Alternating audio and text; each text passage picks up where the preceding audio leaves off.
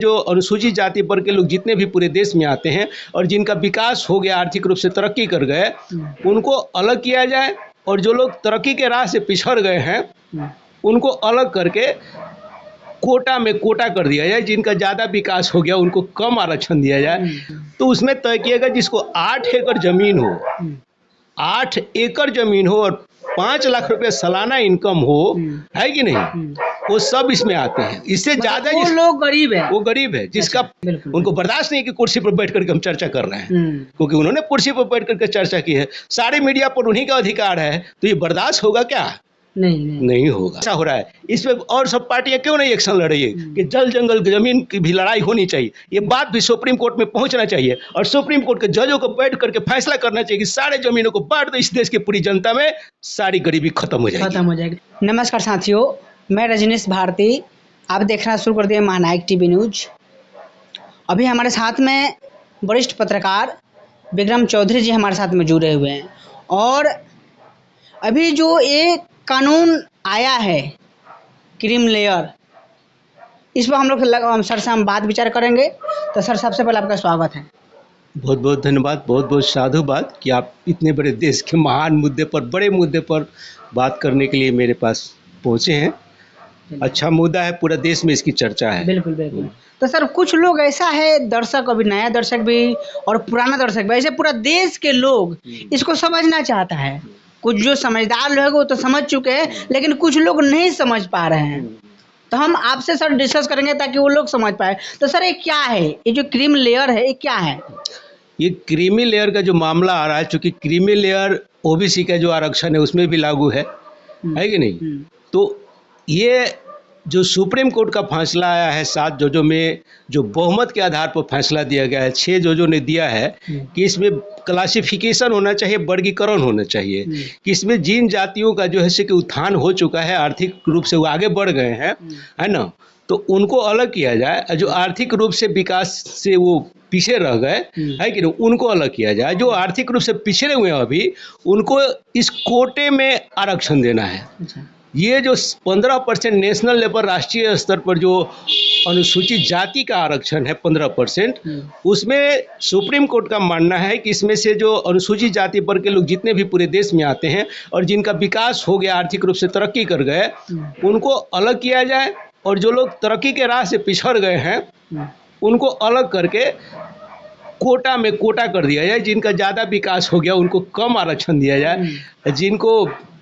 विकास कम है उनको ज़्यादा आरक्षण दिया जाए, और जो विकास से पिछड़ गए उनको ज़्यादा आरक्षण दिया जाए। जिनको विकास हो गया है, आगे बढ़ गए, उनको कम आरक्षण दिया जाए। तो ये कोटा में कोटा, इस तरह से सुप्रीम कोर्ट का जो फैसला है। लेकिन इसमें एक जज हैं, है कि नहीं, तो उनका कहना है, बेला त्रिवेदी जी हैं, महिला जज हैं, उनका कहना है कि इस फैसले से जो सुप्रीम कोर्ट का 6 जजों का जो मत है, उनका मत जो है भिन्न है। बेला त्रिवेदी जी का उनका कहना है कि संविधान में जो बाबा साहब अम्बेडकर ने जो सामाजिक आधार पर जो छुआछूत भेदभाव इस समाज में होता था, उस आधार पर आरक्षण दिया गया है। तो भेदभाव तो आप तरक्की कर जाइए तो भी आपके साथ भेदभाव है। ऐसा तो नहीं कि आप एसपी, डीएसपी और डीएम बन गए हैं, एमपी बन गए तो आपके साथ भेदभाव नहीं होता है। आज भी भेदभाव होता है। तो भेदभाव सामाजिक आधार पर पिछड़ापन के वजह से भारतीय संविधान में आरक्षण दिया गया है। वो 341 जो धारा है कि नहीं, उसके अंतर्गत दिया गया। अब यह जो फैसला है, यह माना जा रहा है कि ये धारा जो 341 के तहत जो दिया गया है, आरक्षण में प्रावधान किया गया है, उसके ये विपरीत है कि आर्थिक आधार इस पर जोड़ा जा रहा है। तो उसका क्या है, एक तरह से गला घोटना है उस धारा का, है कि नहीं। तो ये नहीं होना चाहिए। एक मत ये है, और दूसरा मत है कि नहीं, जो तरक्की कर गए उनको अलग किया जाए, क्रीमी लेयर उनको मान लिया जाए, है ना, उनको आरक्षण की सीमाएं कम कर दी जाए या आरक्षण न दिया जाए। इस तरह का सुप्रीम कोर्ट का फैसला, डीवाई चंद्रचूड़ का जो बेंच है, इस तरह का फैसला दिया है। लेकिन सर, यहीं पर देखिए, जिस प्रकार से जो EWS बनाया गया है, वो जो कानून है, वो कानून में और एक कानून में आपको क्या अंतर कुछ दिखाई दे रहा है? बहुत का अंतर है। जो EWS इकोनॉमिकली जो है ना, वीकर सेक्शन जिसको मनाया गया, आर्थिक आधार पर जो पिछड़े हुए सवर्ण जाति हैं, राजपूत, गुर्जर, ब्राह्मण, कायस्थ, है कि नहीं, उनके लिए 10% जो है भारतीय जनता पार्टी की सरकार ने जो है कि मोदी की सरकार ने आरक्षण दिया, आर्थिक आधार पर दिया। तो उसमें जो कैटेगरी जो लेवल तक सीमाएं तय कर गई, आर्थिक आधार का क्या सीमा रहेगा, जिस आधार पर इनको आरक्षण मिलेगा, तो उसमें तय किएगा जिसको 8 एकड़ जमीन हो, 8 एकड़ जमीन हो और 5 लाख रुपए सालाना इनकम हो, है कि नहीं, वो सब इसमें आते हैं। इससे ज्यादा वो लोग गरीब है, वो गरीब है। जिसका 5 लाख इनकम हो वो गरीब है कि नहीं, जिसका 8 एकड़ भी जमीन हो तो भी गरीब है, अभी है। तो यह जो बताइए EWS के तहत जो सवर्ण में गरीब है उनके साथ भी तो छलावा हुआ, बिल्कुल हो रहा है कि नहीं, उनके साथ छला, उनके साथ धोखा हो रहा है। जो सवर्ण में जो है कि अभी भी माने कि ब्राह्मण जाति एक ऐसी जाति है जो देखिएगा 8 आना 1 रुपया रोड पर जाकर के भीख मांग करके जीवन गुजारती है कि नहीं, ऐसे भी इसमें है सवर्ण, तो उनके साथ तो धोखा हुआ है। इसमें तो ये होना चाहिए था, हमारे सुने कि जिसके 10 कट्ठा खेत हो, है कि नहीं, और 2 लाख करीब इनकम हो, है कि नहीं, तो उसको EWS का फायदा उस सवर्ण जाति को होना चाहिए। तो सवर्ण जाति का उत्थान होता है, तो इसमें तो सारे आ जाएंगे, है कि नहीं। 8 एकड़ जमीन कम नहीं होता है और 5 लाख रुपया कम नहीं होता है ना। तो ये तो यहीं पर गलत नजर आ रहा है। लेकिन भारतीय जनता पार्टी को तो वोट लेना है सारे सवर्ण जाति का, तो कोई वोट क्यों देगा, तो इसलिए भारतीय जनता पार्टी ने बड़े चालाकी से कह दिया कि 8 एकड़ जमीन और 5 लाख रुपए सालाना इनकम है तो आप गरीब है, आपको EWS का फायदा मिलेगा। ये वोट का राजनीति हो गया, उनका फायदा का राजनीति नहीं हुआ। जो सवर्ण जाति में गरीब लोग हैं उनके साथ छलावा हो गया, छलावा हो रहा है। लेकिन यहीं पर देखिए जिस प्रकार से अभी SC ST के ऊपर जिस प्रकार से भी सरकार ये दोहरी नीति चल रही है, इसको कैसे देख रहे हैं? देखिए आप एक देखे होंगे, हमको तो लग रहा है कभी कभी कोर्ट भी, न्यायालय भी राजनीति का कभी कभी लगता है मुझे शिकार हो जाता है। यहाँ पर नीतीश बाबू का कि बिहार में दलित और महादलित बना दिए, दलित जहाँ था वहीं है, महादलित जहाँ था वहीं पर है। लेकिन नीतीश जी को फायदा हुआ कि महादलित लोग सारे जुड़ गए नीतीश जी से, है कि नहीं, और उनकी सरकारें चल रही है। और लालू जी इसमें चूक गए, उन्होंने इसको बांटना नहीं चाहा, तो लालू जी के साथ ये महादलित लोग सारे नहीं जुड़े, 20-21 जातियां हैं, है कि नहीं। तो नीतीश बाबू को मसीहा मान लिया, नीतीश जी को सपोर्ट कर रहे हैं लोग। और लालू जी जो मसीहा थे, है कि नहीं, सामाजिक न्याय के, उनको मसीहा नहीं माना। तो लग रहा है कि ये सुप्रीम कोर्ट में भी लग रहा है उसी तरफ जा रहा है, क्लासिफिकेशन, है कि नहीं, कोटा में कोटा, है कि नहीं। तो यह तो मुझे लग रहा है कि यहाँ भी एक राजनीति मुझे दिखाई दे रही है। इस देश में जो है कि विभाजीकरण का, शेड्यूल कास्ट के अनुसार अनुसूचित जाति के अंदर जो एक भेदभाव मुझे लग रहा है कि इससे पैदा हो सकता है, दूरी बन सकती है कि नहीं। जैसे ही छांटा जाएगा इसमें से, है कि नहीं, तो जो पार्टियां सपोर्ट करेगी किसको, जिसको क्वालिफिकेशन के अंदर कहा जाएगा कि नहीं ये गरीब है, इसको ज़्यादा जो है कि हक मिलना चाहिए, तो कोई पार्टी उसको सपोर्ट कर देगी तो सारा वोट उधर चला जाएगा, नहीं, जो विरोध कर देगा उसका वोट कट जाएगा। तो इसमें तो सीधा राजनीति फिर से शुरू हो जाएगा। हम कहते हैं कि देश में आरक्षण पर इतनी क्यों बातें होती है, समझ से बाहर की बात है। हमको तो जब से जन्म लिया हम होश संभाले तब तक आरक्षण का विरोध और समर्थन सुनते आ रहे हैं। देखिए जो व्यक्ति को EWS का आरक्षण मिला हुआ है वो भी लोग आरक्षण का विरोध करता है, उनको लगता है कि हमको आरक्षण मिला ही नहीं। अच्छा, आरक्षण मिलने के बाद मुझे तो लगता है कितने को पता नहीं कि हमको आरक्षण मिलता है, जो सवर्ण जाति के लोगों को है, जबकि सबको आरक्षण हो गया है। तो कुछ लोगों को तो मालूम ही नहीं है कि आरक्षण चीज भी क्या चीज होती है कि नहीं। उनको लगता है कि जो बैकवर्ड क्लास है उन्हीं को आरक्षण मिलता है, उनकी प्रगति हो रही है, हमारी नहीं हो रही है, इसलिए सवर्ण जाति के लोग भी अभी भी इसका विरोध करते हैं। और कुछ लोगों का ये भी नजरिया है कि रिजर्वेशन के वजह से बैकवर्ड क्लास, शेड्यूल ट्राइब जो है तरक्की कर रहा है, तो क्यों ना रिजर्वेशन खत्म कर दिया जाए कि इनकी तरक्की रुक जाए, है कि नहीं। उनको नहीं, जैसे आप पत्रकार हैं, दलित जाति से हैं, तो उनको बर्दाश्त नहीं होता है कि आप पत्रकार होकर के मुझसे सवाल पूछ रहे हैं, एक दलित पत्रकार फिर आपको जवाब भी दे रहा है, कितने लोग देखोगे बर्दाश्त नहीं होगा, समझे कि नहीं। तो वो लोग नहीं चाहते कि आज़ादी आपको और हमको, इस दलित वर्ग को, बैकवर्ड क्लास को मिले, इसलिए वो लोग आरक्षण का विरोध करते हैं। हमारे जैसे पत्रकार, आप जैसे पत्रकार को भी विरोध करते हैं। उनको बर्दाश्त नहीं कि कुर्सी पर बैठ करके हम चर्चा कर रहे हैं, क्योंकि उन्होंने कुर्सी पर बैठ करके चर्चा की है, सारे मीडिया पर उन्हीं का अधिकार है, तो ये बर्दाश्त होगा क्या? नहीं होगा। तो इसलिए आरक्षण भी उनको बर्दाश्त नहीं है, इसलिए चल रहा है। मैं तो कहता हूँ आरक्षण पर चर्चा क्यों इतना पूरे देश में हो रहा है। इस देश में समस्या एक नहीं है, अनेक समस्या है। हम कहते हैं अडानी अंबानी को तो कोई आरक्षण नहीं है। वो काहे देश का जो है कि नंबर 1 उद्योगपति है, नंबर 1 पैसा वाला है कि नहीं? विश्व के नंबर 1 और 2 पर अडानी रहता है, उसको तो कोई आरक्षण नहीं है। आपको तो आरक्षण भी मिलने पर चाहिए तो आपका टूटा फूटा घर है कि नहीं? मेरा भी घर रहने के लिए अभी बढ़िया नहीं है, आरक्षण मिला हुआ है। अडानी अंबानी को कौन सा आरक्षण है जी? अभी तो सवर्ण जातियों को भी आरक्षण मिला है नहीं, लेकिन उनके पास जाइए, उनको जाके महल अटारी जाकर के देखिए, रहने का ठाठ बाट जाकर के देखिए, है कि नहीं? किसी को 10 बीघा जमीन है, 20 बीघा जमीन है, 50-100 एकड़, हजारों बीघा जमीन है। क्या ये रिजर्वेशन नहीं है? इस रिजर्वेशन पर कौन बात करेगा?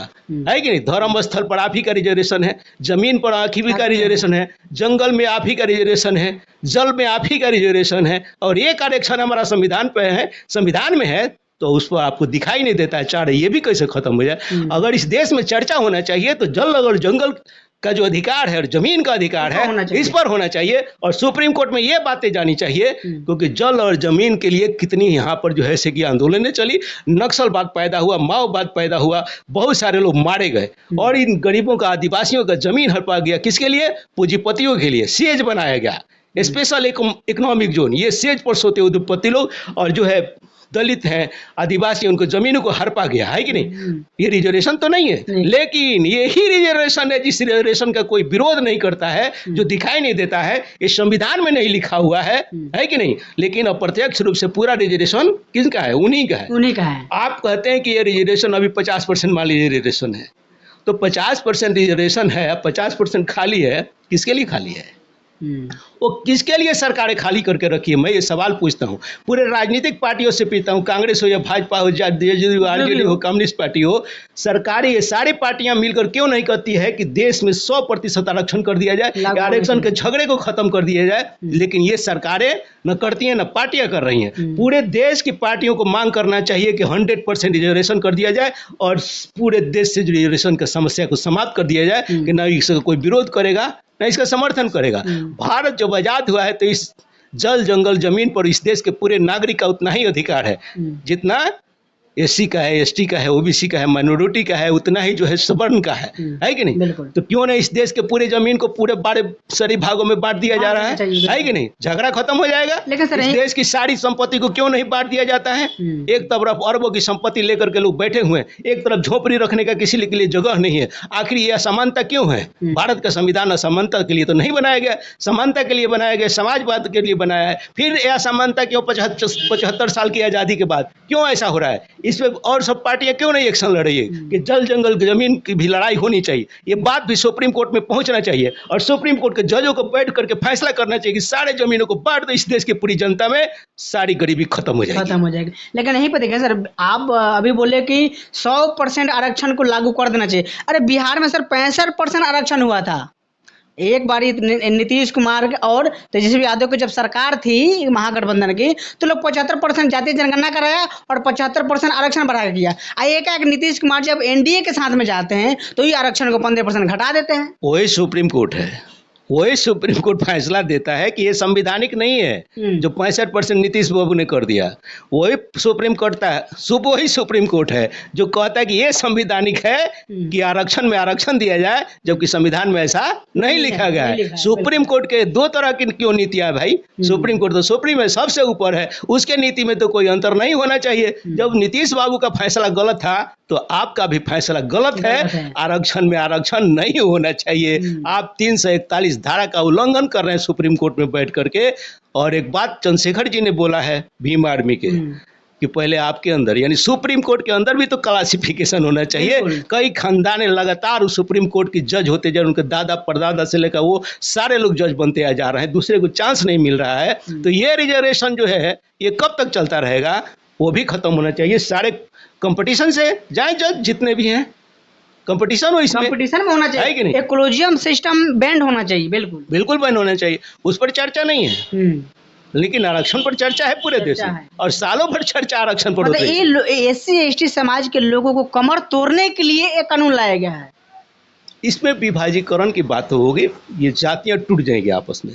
जिस तरह से मैंने बताया कि नीतीश बाबू इसका फायदा उठाए दलित महादलित बनाकर, जैसे ही उसमें क्लासिफिकेशन होगा कि नहीं, तो मैं बताया नहीं कि जो समर्थन कर देगा कि ये क्लासिफिकेशन ठीक है, फलाने जाति विकास के से आर्थिक रूप से पिछड़े हो गए, तो जो पार्टी उनको समर्थन कर देगी, है कि नहीं, उनका वोट बढ़ जाएगा, लोग उधर चले जाएंगे और हम लोग टूट जाएंगे, दलित वर्ग के जो लोग भी हैं डिवाइडेड हो जाएंगे, डिवाइड एंड रूल ये हो जाएगा, मतलब और कुछ मतलब ही नहीं इसका। चलिए बहुत बहुत धन्यवाद। तो देख सकते हैं कि हम लोग तमाम ऐसे मुद्दे पर हम लोग बात विचार किए जो संवैधानिक मुद्दा है और लोग इससे वर्जित है, तो हम तमाम मुद्दे पर आप लोग से दिखाएं, रूबरू कराएं। अब सर बहुत बेखूबी तरीके से अपने बात भी रखे हैं, तो पूरा बातचीत के बारे में आप क्या सोचते हैं कमेंट करके प्रतिक्रिया बताइए। और वीडियो फेसबुक पेज पर देख रहे हैं, पेज को फॉलो कीजिए, यूट्यूब चैनल पर देख रहे हैं तो चैनल को सब्सक्राइब कीजिए। नमस्कार।